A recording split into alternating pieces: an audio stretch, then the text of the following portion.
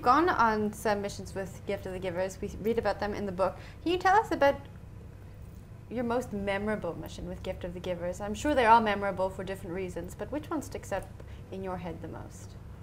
I think the one that sticks out in my head the most is probably the one to Somalia. What we were dealing with here was a famine on an absolute mega scale.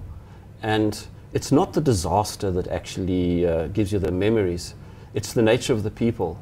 And the Somali people were very soft, very giving in spite of having nothing, and very enthusiastic to learn from the South African doctors, very curious about us. So it was the Somali people that I think that made it a very, very special mission, and also the fact that Gift to the Givers was able to make a difference.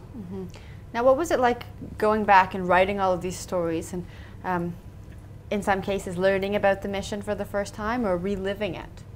Yes, there was a lot of reliving. There was a lot of investigation that had to go on. So my head was actually very, very full of stuff, because I had to compress into about 240 pages, 22 years, 41 missions. How did you do that? That's a good question. Whether I've got the answer or not, I don't know, but I thought the best approach to take here is to tell the story. I mean, people like stories, people like a narrative. So I tried to create a narrative by just focusing on some of the highlights. Obviously, you can't do everything, but just by focusing on some of the highlights, a bit of humor, a bit of drama, a bit of this and a bit of that. And hopefully we've managed to get the story. Now, when you first sat down to write it, was it much longer than the book here? Did a lot of it end up on the chopping room floor, as they say? It's like a movie.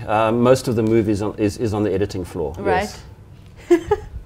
Did that hurt you as a writer, to see all those words that you worked so hard at? Actually, it didn't. I have been writing for some time, so I'm quite used to the editor's axe. Yeah. And rather me edit my work first than somebody else cut it down to size. Yeah. Now, going on these 8 missions, you've gone to several different locations with several different affected areas by disaster or internal strife. How does this affect you mentally? It does get to you, but you have to learn how to cope with these things. And I think what makes a person cope with it is the goodness that comes out of a Gift of the Giver's mission. Yes, you are going into areas that are sometimes dangerous. Yes, people might be shooting at you, they might be trying to bomb you. But when you get there and when you see the expressions on the faces of the people that you've helped, smile of a baby, a smile of a mother, the happiness of a father, that kind of makes up for it. And those are actually the memories you take back with you rather than all the doom and gloom.